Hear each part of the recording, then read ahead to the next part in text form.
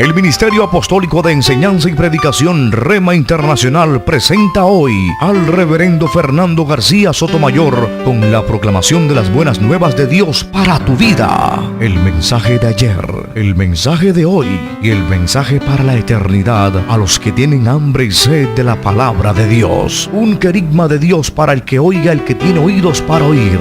Escuche el dabar del Eterno a las naciones. Ahora es el tiempo para recibir el rema del Espíritu Santo a tu espíritu. Escuchemos con fe la memra del Señor para el alma.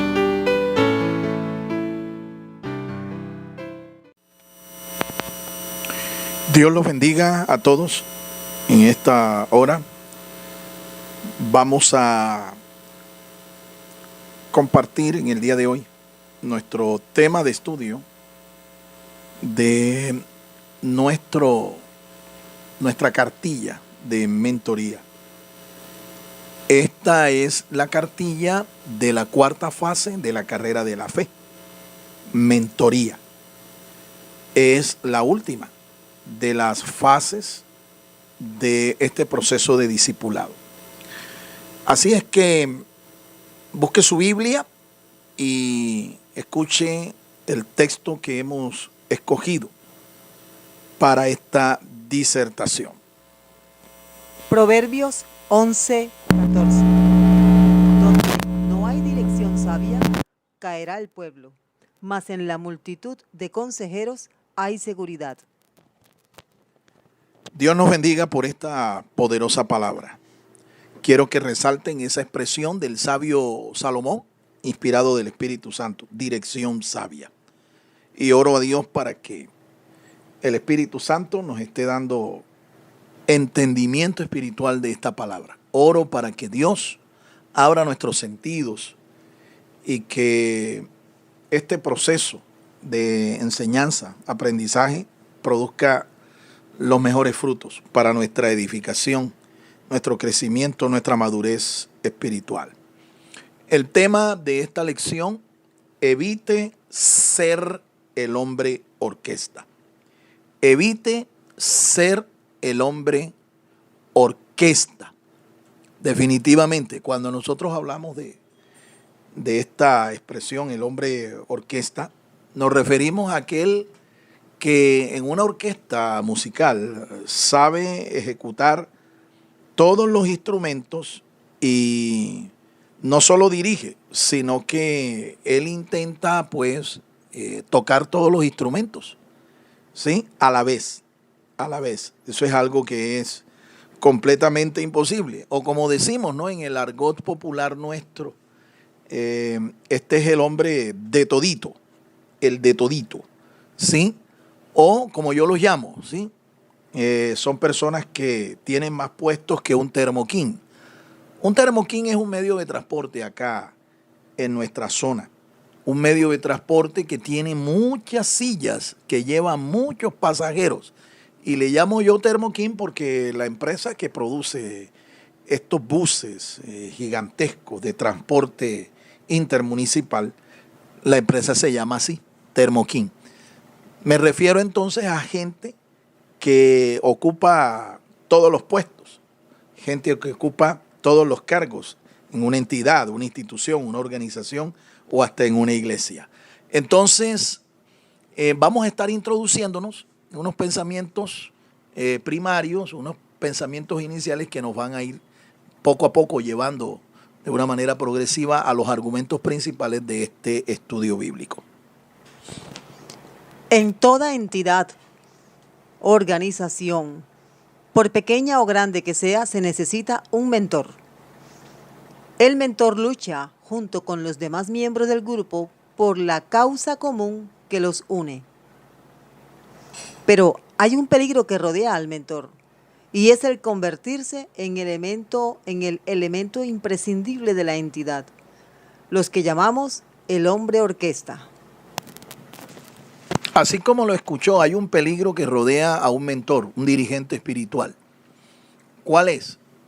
Uno de estos peligros es de creerse que él es el hombre indispensable, la pieza útil, la pieza la pieza que es la fundamental. Al punto de creerse algunos que sin ellos la institución, la iglesia, el ministerio no funciona. Es un peligro, como estoy tratando de explicarlo, porque en la obra de Dios nosotros todos somos necesarios. Nos necesitamos los unos a los otros, pero el único que es indispensable, el único que es imprescindible es el Señor Jesucristo, y Él es la cabeza. De modo que un mentor, un ministro, un dirigente espiritual no puede considerarse, ¿sí?, el elemento indispensable, el elemento imprescindible para el funcionamiento de un ministerio, de una iglesia.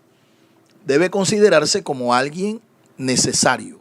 Es más, nosotros somos personas reemplazables. Es decir, somos instrumentos en las manos del Señor. Y no somos eternos aquí. Aquí estamos llamados a servir un número de años, ¿sí? Pero a veces hay gente que no han aprendido a delegar. Ministros que no han aprendido a delegar. Y los años que sirven en el ministerio son muy fructíferos. Pero como no han delegado a nadie, cuando esa persona deja de existir, hasta allí llegó ese ministerio. Hasta allí llegó. Porque nunca aprendió a delegar. No confiaba en la gente.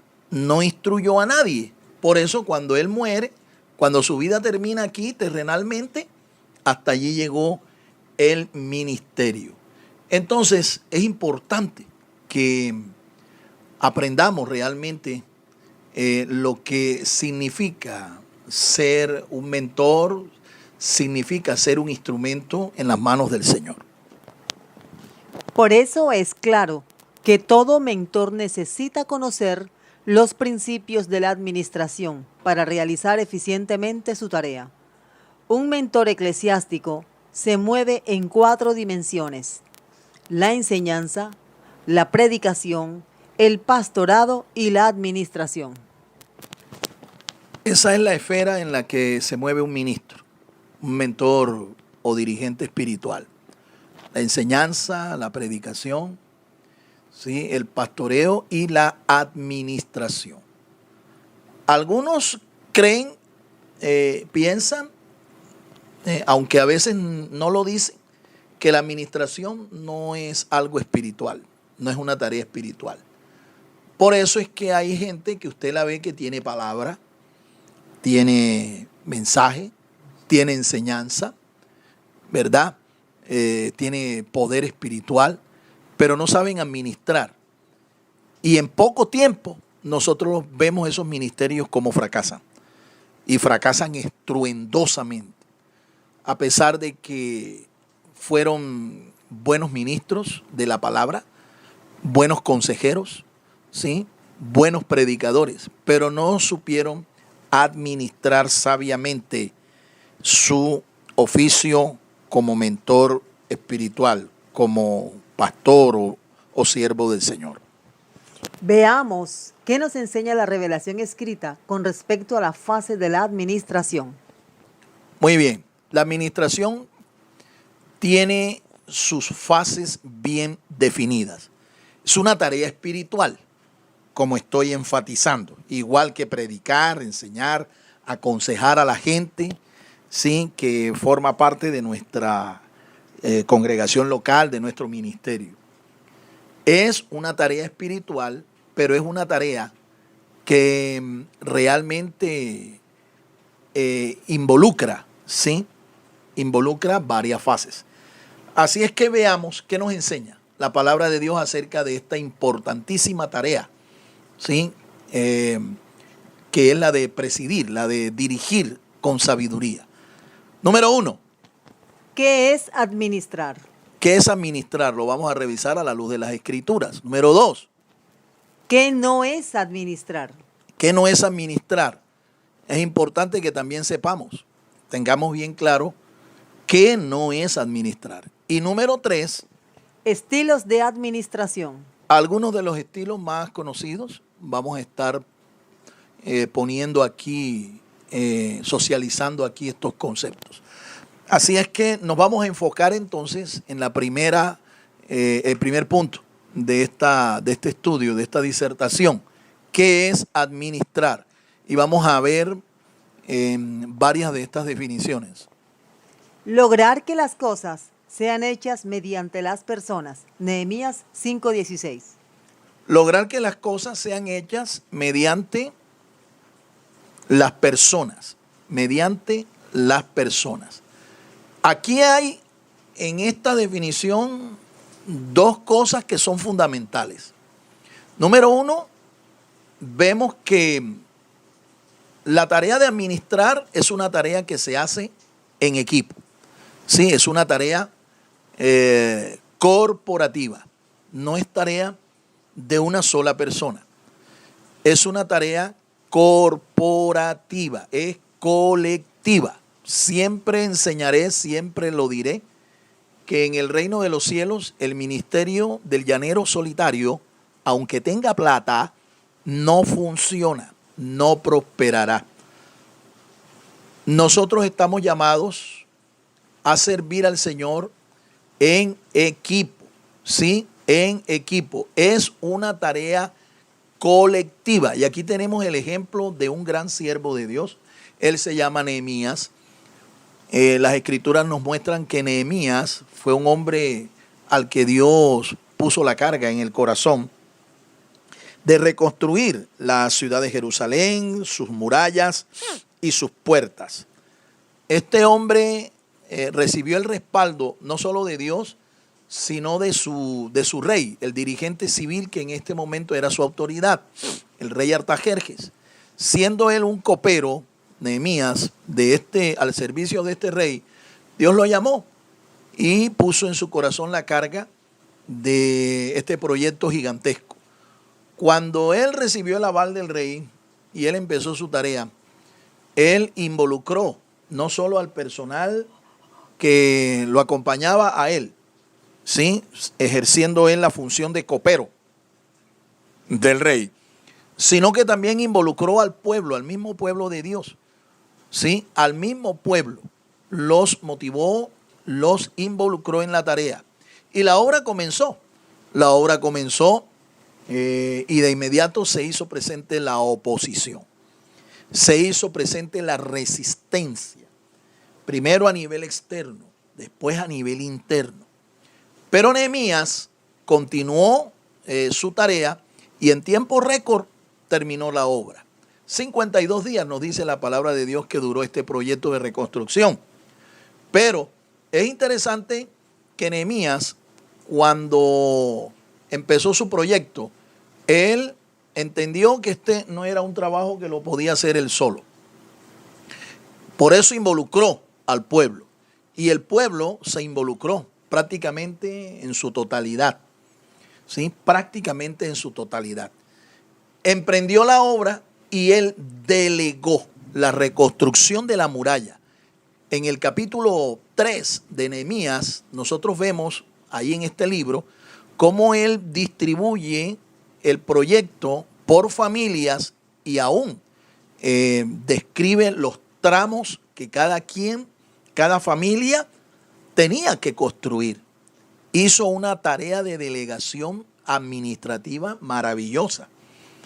Sin embargo, cuando él describe ahí en ese capítulo 3 y en el 4, las familias, las personas, cada uno de las personas que conformaban los grupos sociales y económicos que conformaban el pueblo, el remanente que regresó de allá de Babilonia, Nehemías no se menciona a él entre los que restauraron las puertas y la muralla.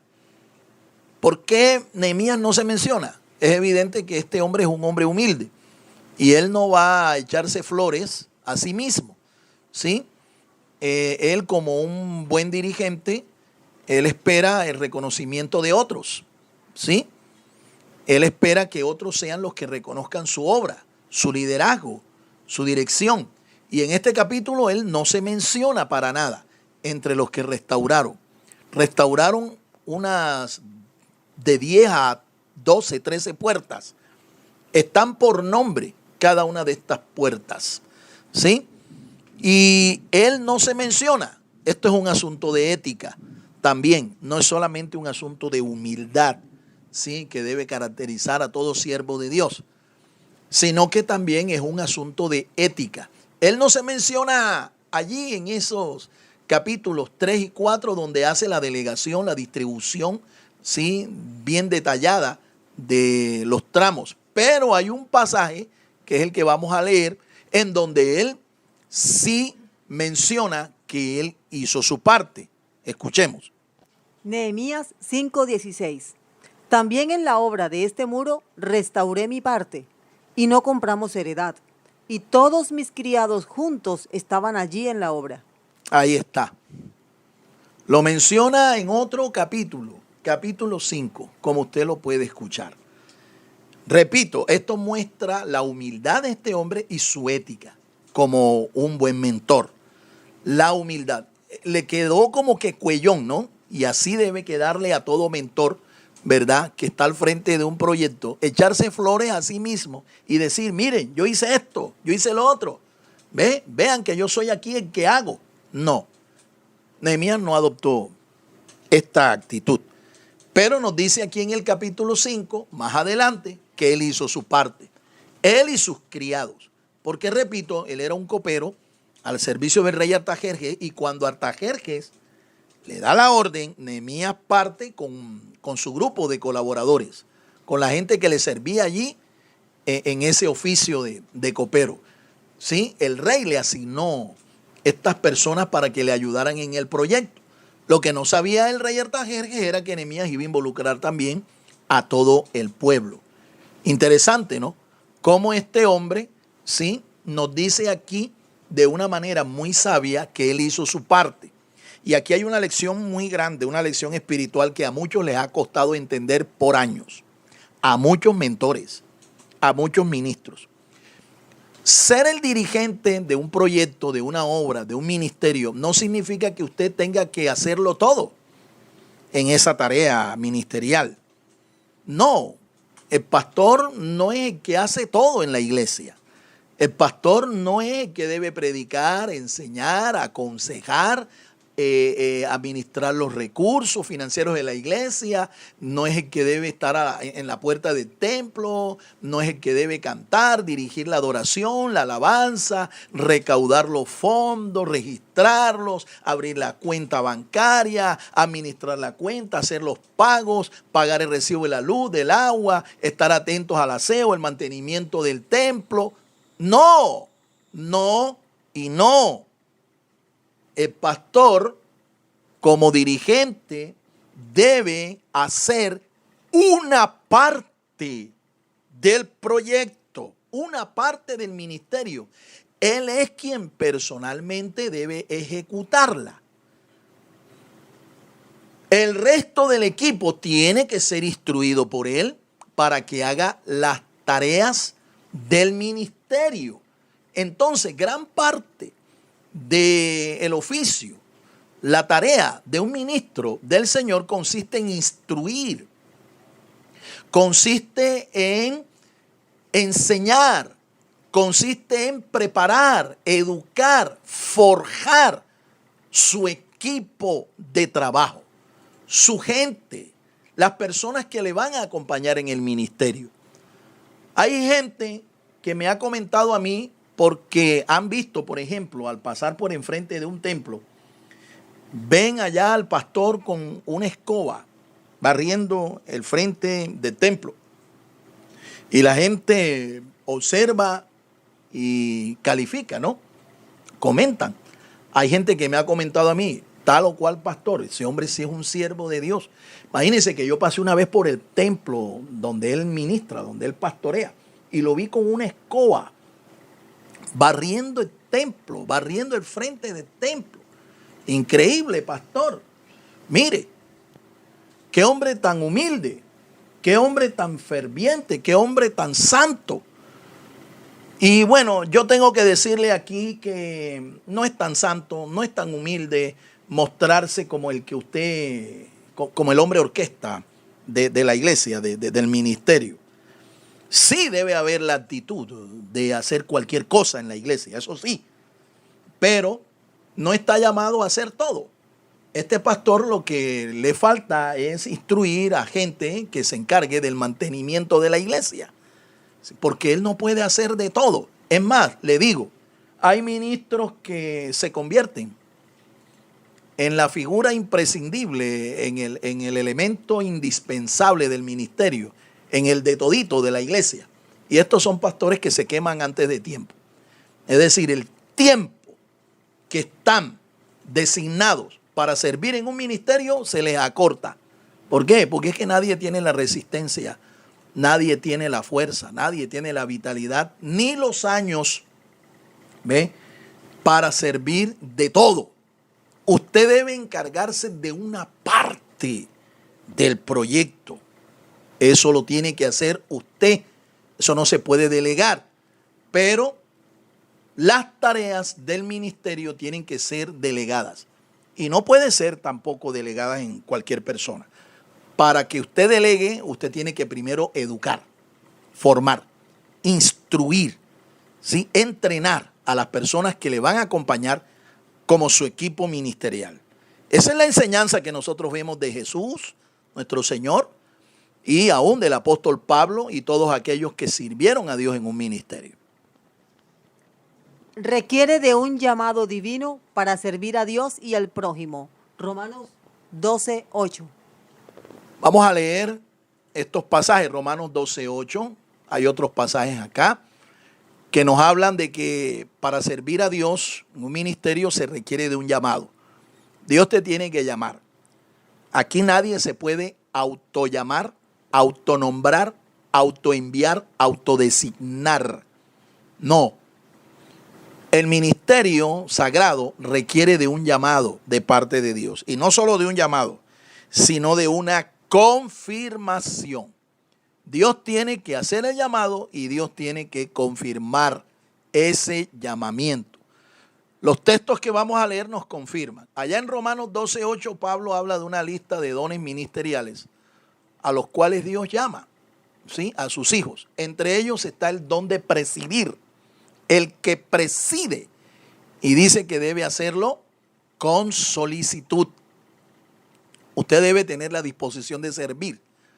Si usted quiere que Dios lo llame a un ministerio, en usted tiene que haber esa disposición, esa actitud de servicio. Si no, esta tarea no es para usted. Hay otro pasaje, está en la primera carta del apóstol San Pablo a los Corintios, en el capítulo 4, los versos 1 y 2. Estos pasajes confirman que el llamamiento al ministerio requiere de realmente la intervención de Dios, un llamado divino.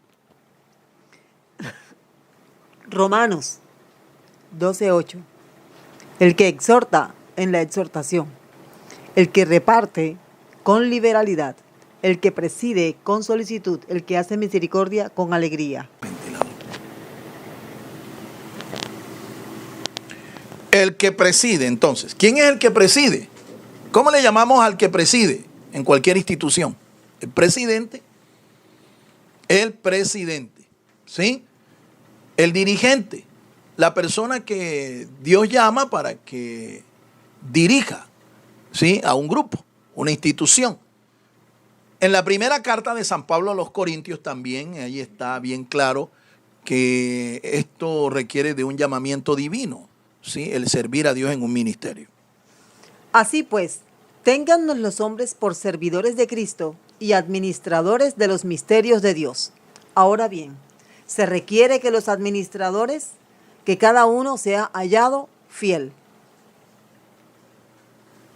Dios llama a los que van a presidir, los que van a servir, los llama aquí, según el apóstol Pablo, servidores de Cristo y administradores, dice, de los misterios de Dios. Así nos deben tener los hombres, como servidores de Cristo. Este vocablo servidores viene del griego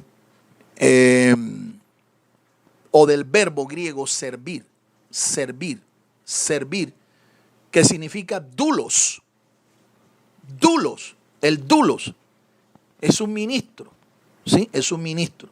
Y dice aquí, claro, administradores. ¿Un administrador de qué? De los misterios de Dios, ¿sí? De lo que Dios ha regalado a su pueblo, a su iglesia. Ese es el título de todos aquellos a los que Dios llama. Ese es el título que ellos tienen. Servidores de Cristo, doulos, ministros de Cristo y administradores de los misterios de Dios. San Pedro también nos dice en su primera epístola, en el capítulo 4 y el verso 10, cada uno según el don que ha recibido, ministrelo a los otros, como buenos administradores de la multiforme gracia de Dios. Una vez más, entonces, los escritores sagrados nos dicen con absoluta claridad que una persona que quiere servir a Dios requiere de un llamamiento divino. Continuamos. Es un proceso que comprende 4 pasos: planeación, organización, dirección y control. La tarea administrativa comprende estos cuatro pasos. Son 4 facetas realmente. Comienza con la planeación, termina con el control. Comienza con la planeación, luego le sigue la organización, luego la dirección y luego el control.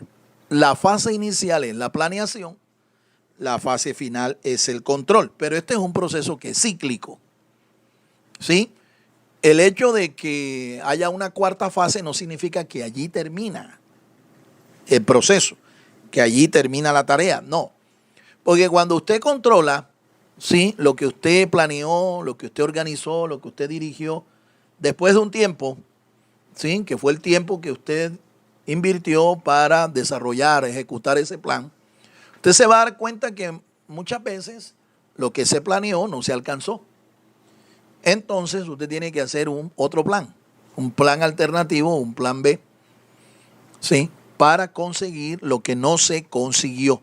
De modo que la administración es un proceso que siempre se va a estar realizando. Siempre vamos a estar administrando.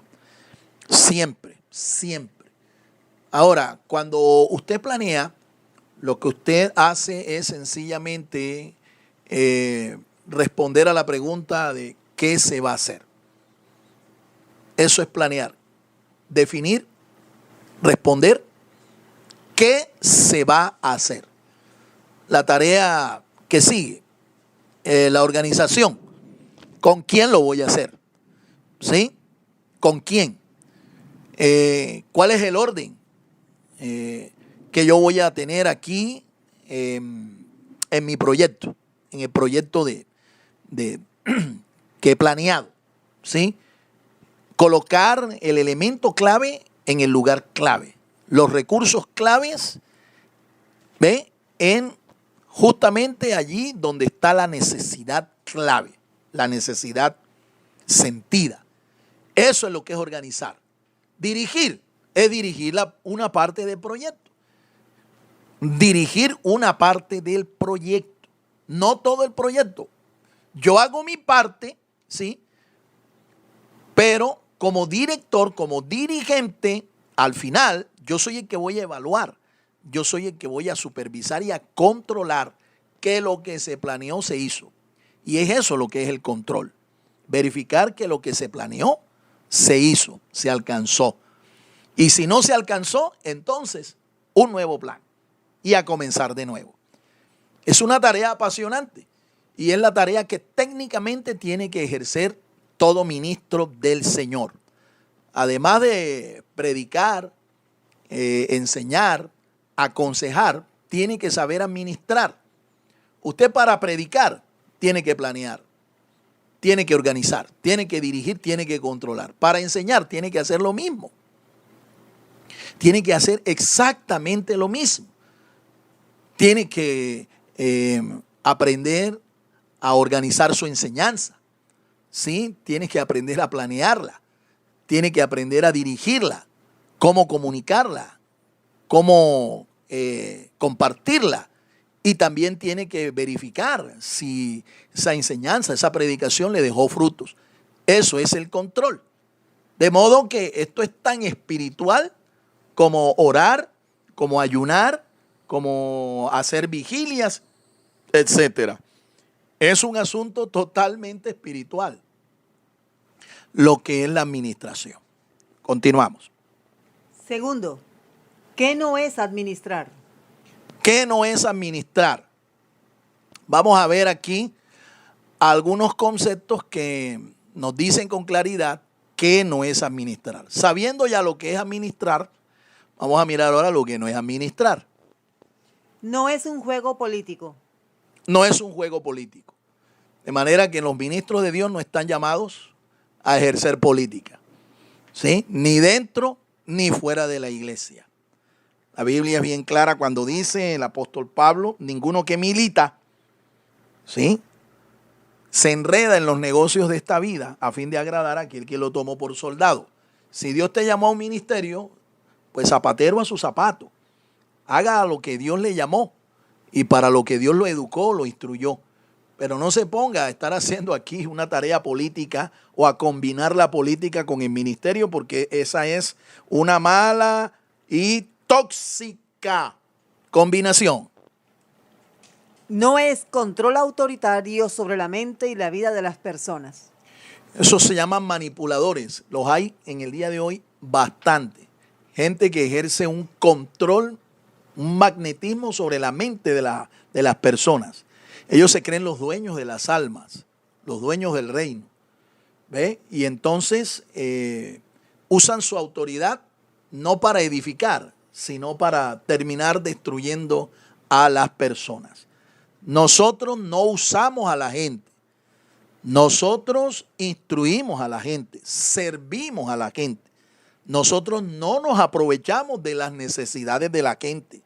Nosotros los ayudamos, ¿sí?, para que ellos aprendan a encontrar en el Señor la respuesta a sus necesidades. No es control de magnetismo personal. Hay algunos que ejercen sobre los demás un magnetismo personal. Es decir, son gente que exigen que a ellos se les reconozca. ¿Sí? Exigen. Me acuerdo de un pastor que inventó un lema en su iglesia y se lo aplicó a sus mentores. Los reunió y les dijo: ustedes tienen que someterse a este lema. El lema era un acróstico: sol. Sol, S-O-L, sol. Y él le dijo: sol significa absoluta sujeción a mí. Sol significa obediencia total a mí. Sol significa lealtad suprema a mí. Increíble. Este es un personaje que estaba exigiendo, ¿sí?, la mirada, la atención, el reconocimiento de sus servidores, de sus consiervos, de sus compañeros de ministerio hacia él, no hacia el Señor. Increíble esto, ¿sí? Pero encontramos ministros así. Esto no es administrar. Esto no es presidir. Esto no es un ministerio de Dios. La Biblia antes, por el contrario, nos dice: puesto los ojos en Jesús, el autor y consumador de la fe. Es en el Señor en donde hay que poner los ojos. Por supuesto que usted tiene que servir, respetar y obedecer a sus pastores, pero hasta donde los pastores sirvan a Dios, hasta donde los pastores obedezcan la palabra de Dios, hasta donde el mentor es una persona sujeta, obediente a la palabra de Dios. Cuando un mentor, un ministro, un pastor, un dirigente se sale de esta línea, sobrepasa esta línea, yo no estoy obligado a sujetarme, a obedecerle, ni mucho menos a serle leal. No consiste en brillantes relaciones públicas ni poseer una personalidad de plataforma. Yo llamo aquí a este tipo de personajes, este tipo de ministros que ejercen este ministerio, el ministerio de las buenas relaciones sociales, ¿sí? Del ejecutivo, ¿sí? Yo los llamo los ministerios de corbata, ¿sí? Los ministerios de corbata.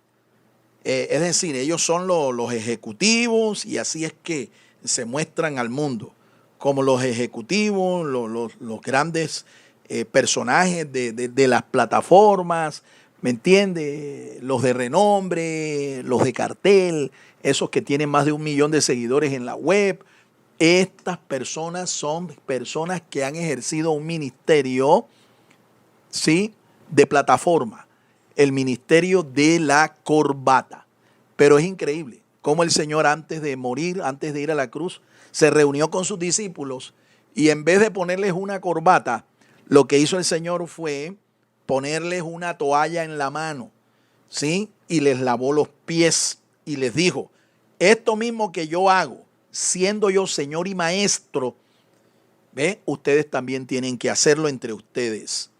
Es decir, no es el ministerio de la corbata, el ministerio ejecutivo, es el ministerio de la toalla, ¿me entiende? Es el ministerio del servicio el que hay que realizar.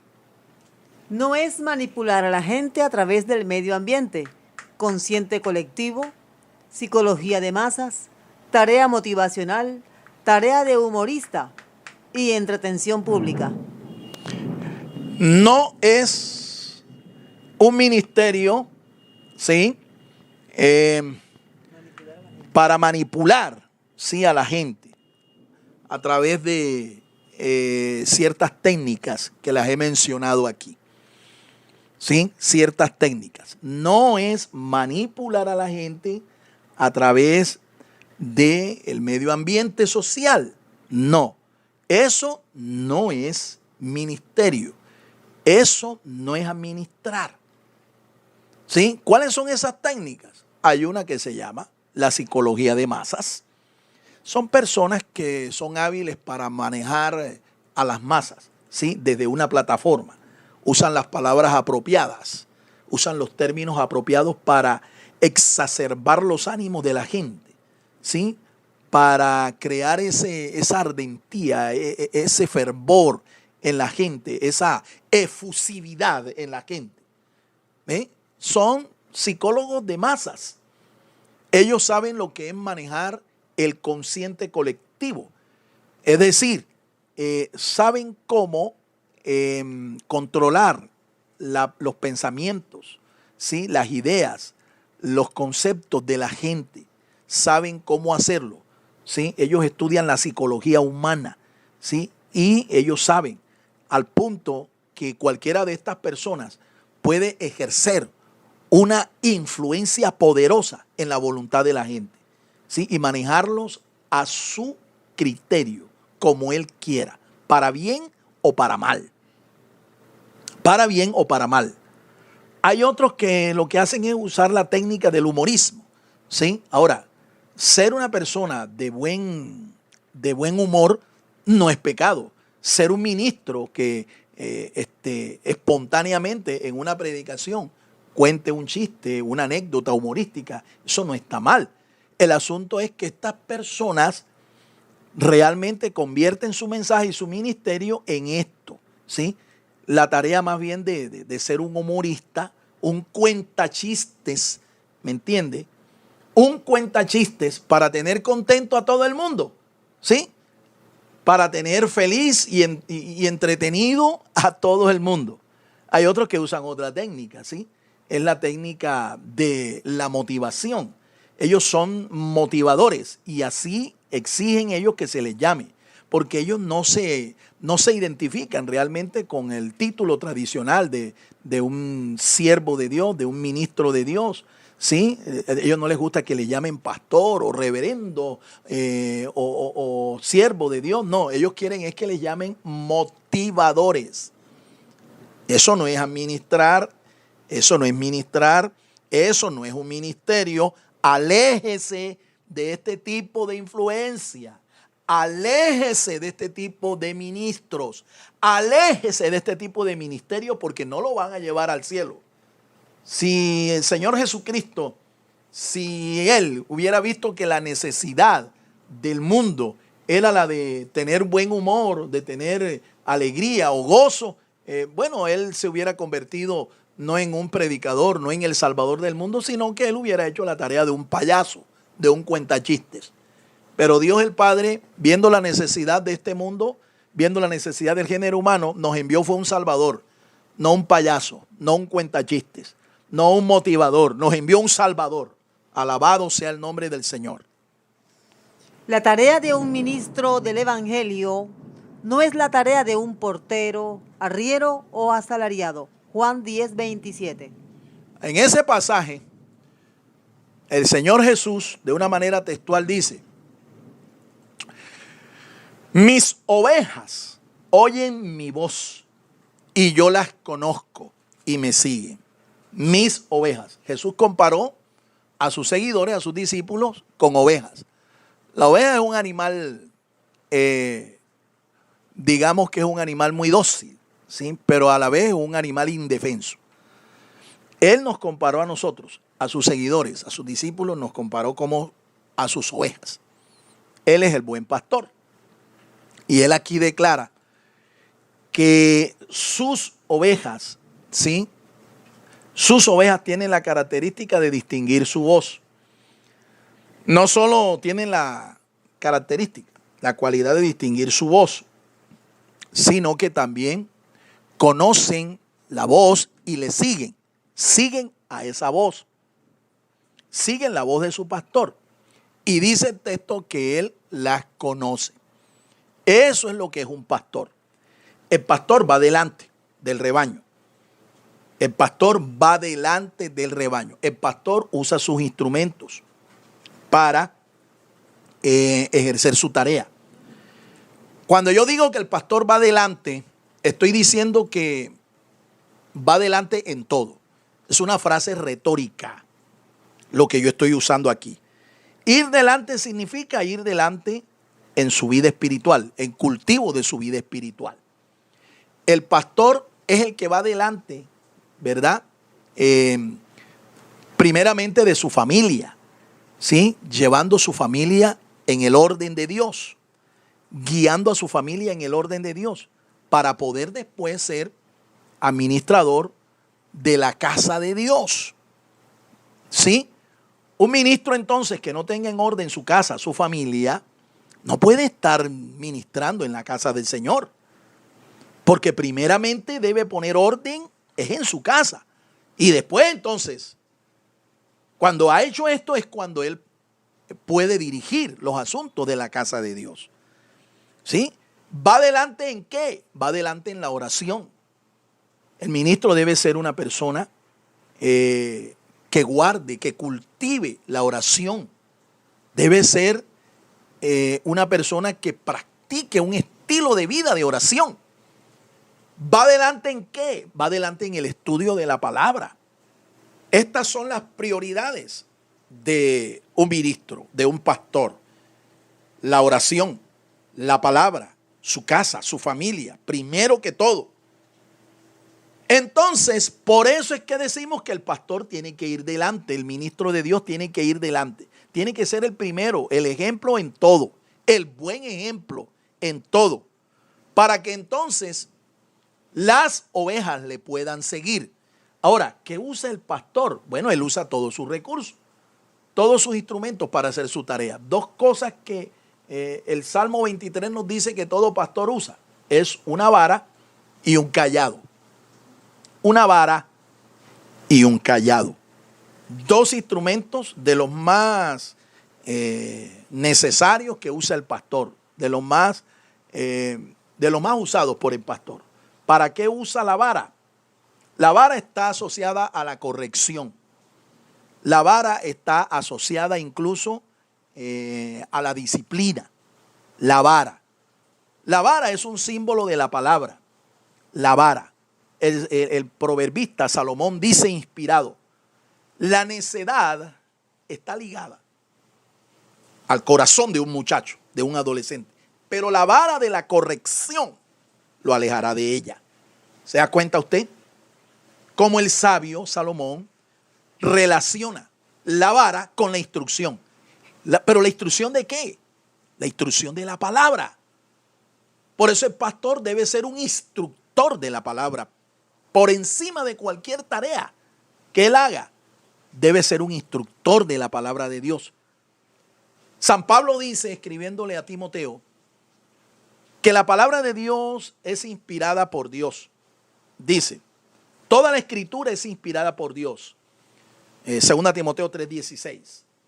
Toda la escritura es inspirada por Dios y útil para, dice, enseñar, redarguir, corregir, instruir en justicia, a fin de que el hombre de Dios sea preparado, ¿sí? Enteramente, dice, sea perfecto, enteramente preparado para toda buena obra del ministerio. Entonces, una de las tareas que el pastor definitivamente ejerce con su vara es la de instruir, la de corregir, y esta no es una tarea fácil. Debe hacerlo con la palabra de Dios. El otro instrumento que el pastor usa es el cayado. El cayado es un elemento, es otro bastón que él usa, pero este cayado tiene una forma distinta de la vara, ¿sí? Es más grande, ¿sí? El cayado, y en uno de sus extremos termina como en un gancho, o comienza como con un gancho, una especie de interrogante, ¿sí? ¿Sí? Un signo de interrogación. Eso es un gancho. Por ejemplo, cuando la oveja es terca, ¿ve? Y siempre tiende a descarriarse, a salirse del rumbo por donde va el rebaño. ¿Qué hace el pastor? Coge el gancho y se lo pone en el cuello, en la nuca. Y a veces hasta tiene que, con fuerza, ¿sí? Torcerle la nuca a la oveja para que la oveja se encarrile. ¿Ve? O a veces la oveja se va en un hueco, se va en una zanja. ¿Qué usa el pastor? Usa el cayado. Extiende la vara esta y con el gancho la jala, ¿sí? La saca de la zanja en donde cayó. El pastor, cayado, entonces básicamente lo que hace es que le representa su tarea de protector, le representa la tarea de gobernador, ¿sí? Y de ayudador, ¿sí? De la oveja. Por eso Dios le proveyó de estas dos cosas, ¿sí? La vara y el cayado.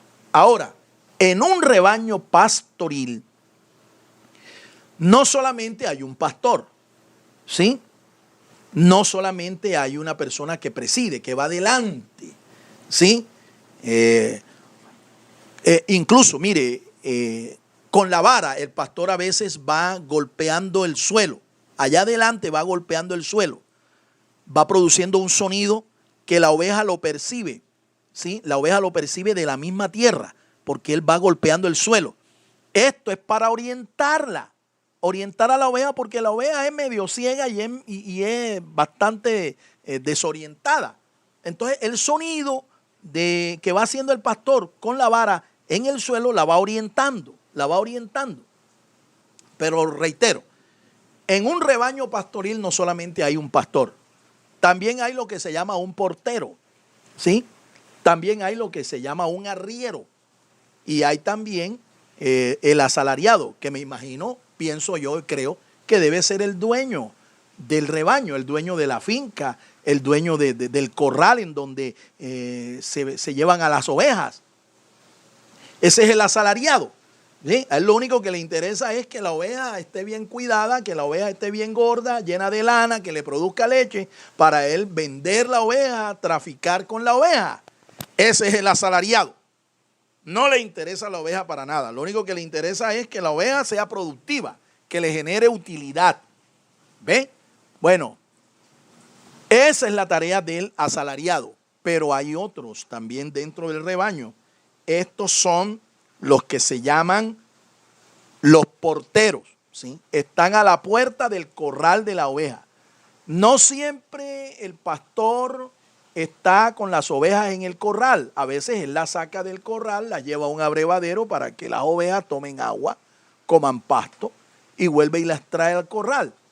En ese corral hay alguien que abre y cierra la puerta, ¿sí? Ese es el portero. Ese es el portero. No es el pastor, ¿sí? Tampoco es el asalariado. Es más, este recibe su pago de su trabajo del dueño del rebaño, del dueño de la finca, ¿sí? Del dueño del terreno. Y hay lo que se llama un arriero. Ese arriero también está al servicio del rebaño pastoril, pero no va adelante como el pastor. No está en la puerta tampoco del corral. No es el dueño tampoco del rebaño. Este va detrás con un palo, ¿sí? Arreando a la oveja que se quiere salir, a la oveja que se quiere retrasar, la va empujando, la va arreando. A veces le tiene que dar hasta palo para que la oveja se sujete, busque el orden, ¿me entiende? Esté allí pegada con el resto del rebaño. Ese es el arriero. Ahora, estoy diciendo aquí que el pastor tiene que ejercer las labores de pastor. Tiene que ir delante, ¿ve?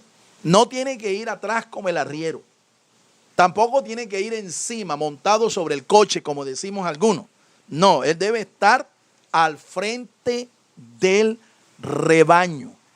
En ocasiones incluso, la única manera en que él debe estar al frente es que venga y se coloque al lado del rebaño para ayudar a la oveja a caminar, a andar, pero no para estar encima del coche, encima del rebaño, sino al lado, pero nunca irse atrás, porque atrás hay un arriero.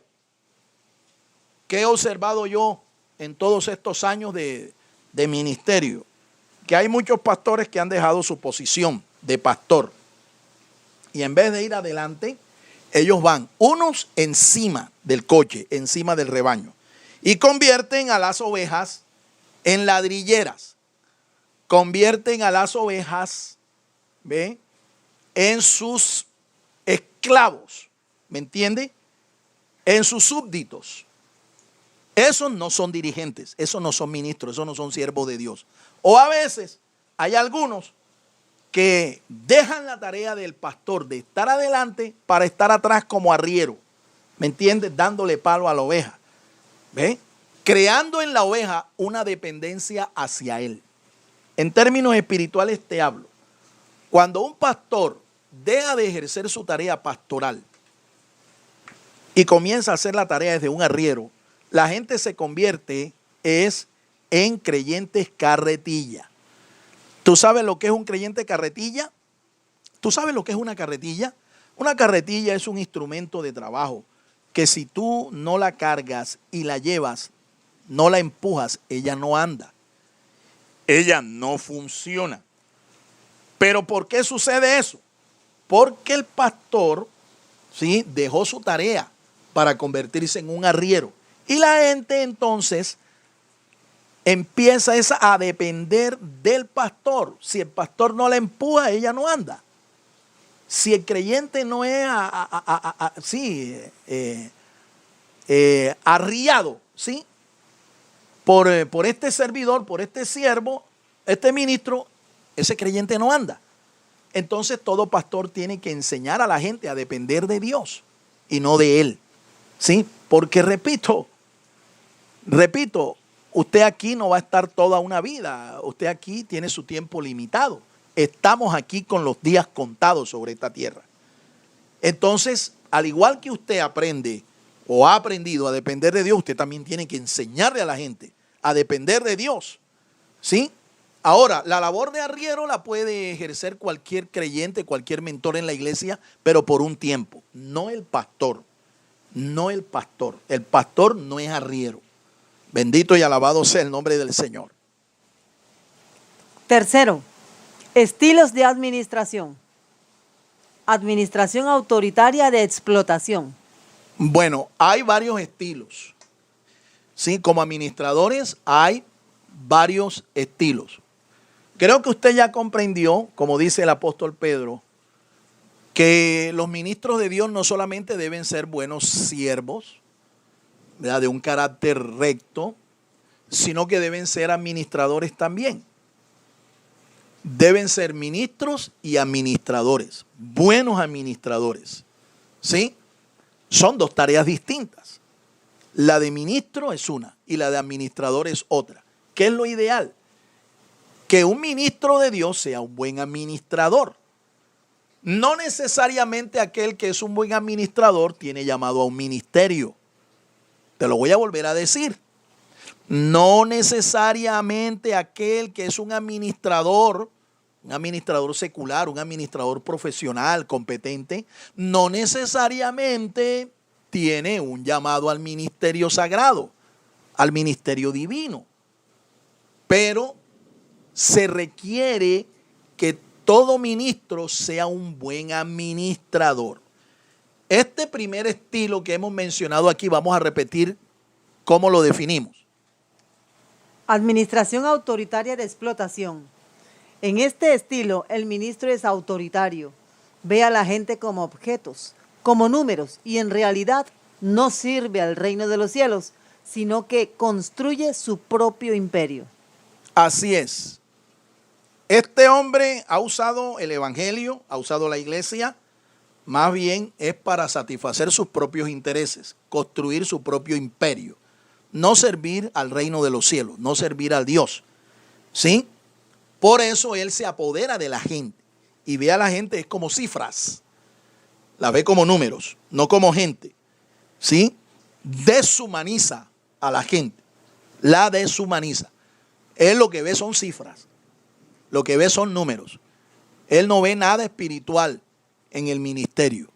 De hecho, su ministerio no es nada espiritual. Administración autoritaria benévola. Este estilo es similar al anterior, pero aquí la gente es mirada como esclavos del ministro o sus propios hijos. En realidad el mentor aquí es sobreprotector y paternalista. Este es uno de los peores estilos de administración. Aquel ministro que es paternal. Él es realmente un autócrata, ¿sí? Él es autoritario. Pero él mira a sus servidores, los ve como a sus propios hijos. Sin embargo, él no los instruye, no los disciplina, no los corrige. Los considera a veces tan indefensos que por eso es que él tiene que hacer todo y sobreprotegerlos. Eso se llama paternalismo y es de los peores estilos de administración. Porque usted no está llamado, ¿sí?, a sobreproteger a la oveja. El único que nos guarda y nos protege del mal es el Señor. Él sí tiene todo el poder para hacerlo. Pero este personaje le hace creer a sus seguidores que él es el que los protege, que si no fuera por él, si no fuera por su unción, ellos estarían quién sabe en qué maldición, bajo qué desgracia, etcétera, etcétera, etcétera. Administración autoritaria consultiva. Este estilo es autocrático. La autoridad se concentra en un solo hombre y generalmente se rodea de asesores o consejeros incompetentes que siempre le digan al ministro lo que él quiere oír. Así es. Él aquí se rodea de personas, ¿sí?, que le acompañen en su gestión. Este ministro, este pastor. Pero estas personas aquí son puestas es como figuras decorativas. Es para que le digan al pastor, al ministro, lo que él siempre quiere oír. Aquí nadie puede contradecir al pastor. Si el pastor incluso está mal vestido, aquí todo el mundo tiene que decirle al pastor, oiga, pastor, qué bien vestido está usted, qué corbata tan linda, pastor, qué perfume tan agradable. Aquí nadie puede contradecir al pastor. Él se rodea de gente incompetente por el simple hecho, por la simple razón de que estas son personas que siempre van a decir, siempre van a declararle al pastor lo que él quiere decir, o mejor, lo que él quiere escuchar, ¿sí?, lo que él quiere oír. porque al pastor le interesa siempre manipularlos. ¿Me entiende? Una persona ignorante es una persona que tiene un criterio muy débil y es una persona manipulable porque no tiene un criterio fuerte, no tiene un criterio sano. Entonces, por eso es que él se rodea de este tipo de personas, ¿sí? Personas incompetentes que lo que pasa es que lo único que él quiere es que le hagan la ola, ¿me entiende? Que le hagan la ola, que lo aplaudan, que lo reconozcan, sí, pero no se rodea es para escucharlos, sí, para asesorarse, no. Lo rodea es para dar la impresión de que él es una persona que él considera la voz, la opinión, el criterio, las ideas de otros. Administración participante cooperativa. Este es el estilo que debe ejecutar todo ministro. Aquí todos tienen voz y voto. En este estilo los asesores y consejeros son apreciados. Las comunicaciones están abiertas de arriba hacia abajo y de abajo hacia arriba. Las decisiones las toma el mentor, pero posterior a un consenso. Aquí se trabaja en equipo y los objetivos o metas son las metas y los objetivos de todo el grupo. Este cuarto estilo es el que tenemos que ejecutar con la ayuda del Señor. Rodearnos de gente que nos ayude a tomar decisiones correctas, decisiones sabias. Valorar a la gente como lo que son, como personas, no como cifras, no como números. Permitir a la gente opinar, ¿sí? Darle valor a su opinión, a su voz y darle a la gente participación en las decisiones al votar. Esta es la mejor manera. Es una especie de democracia, pero finalmente quien toma la decisión es el mentor, es el ministro, es el dirigente. Obviamente después de haber consultado, después de haber hecho un consenso con todo su equipo de trabajo. Un administrador es responsable de lograr que las cosas sean hechas. Él debe combinar todos los recursos humanos, técnicos, financieros, etc. Por eso debe ser un científico y artista, un hombre que inspire, anime, predique y enseñe. En otras palabras, un servidor de Dios para los hombres. Esta es la obra humana más bella. Un hombre de una calidad humana y espiritual única, capaz de enseñar a otros como Cristo lo hizo. De este modo pronto se descubrirá que el que trabaja solo terminará solitario, pero cuando se trabaja para otros, los otros también trabajarán con él. Amén. Este es el perfil entonces y esta es la conclusión de este estudio bíblico. ¿Sí? Debemos imitar a Cristo. ¿Sí? Y si en algo hay que imitar a nuestros mentores, a nuestros dirigentes, es en aquello en los cuales ellos imitan al Señor. Ya lo dijo el apóstol Pablo y con esto vamos a terminar. Pablo fue el único que dijo, sean imitadores de mí, de entre los discípulos del Señor, los apóstoles del Señor. El único que dijo estas palabras fue Pablo. Sean imitadores de mí, así como yo de Cristo. Fíjense, él se mostró como un hombre recto, él se mostró como un hombre santo, él se mostró como un imitador de Cristo, por eso él pudo decir estas palabras. Dios nos ayude para que un día nosotros también podamos decirle esto a todos aquellos que nos acompañan en un ministerio, ¿sí? A todo nuestro equipo. Decirle, sí, en el mundo hay gente que no está haciendo bien la obra de Dios, pero mírenme a mí, obsérvenme a mí, que yo sí lo estoy haciendo de una manera correcta. Como lo dijo el profeta Miqueas, ¿sí? Miqueas, en medio de una generación de profetas falsos, corruptos, una generación de profetas inmorales, gente que había perdido la visión de Dios, el profeta dijo, mas yo estoy lleno del Espíritu Santo y de poder, ¿sí? Para condenar al pueblo. Este era un hombre que tenía autoridad moral. ¿Sabe por qué? Porque era un hombre de un corazón recto, un hombre lleno del Espíritu de Dios, un hombre que el carácter de Cristo, el carácter de Dios, lo mostraba a los demás. Un hombre ejemplar. Dios los bendiga a todos, Dios los guarde. El Ministerio Apostólico Rema Internacional pone a disposición esta predicación. Ofrecemos ministración a simposios, seminarios, campañas evangelísticas, educación globalizada sana y de carácter interdenominacional. Escríbanos a ministerioremainternacional@gmail.com o llámenos al celular 316-270-7181.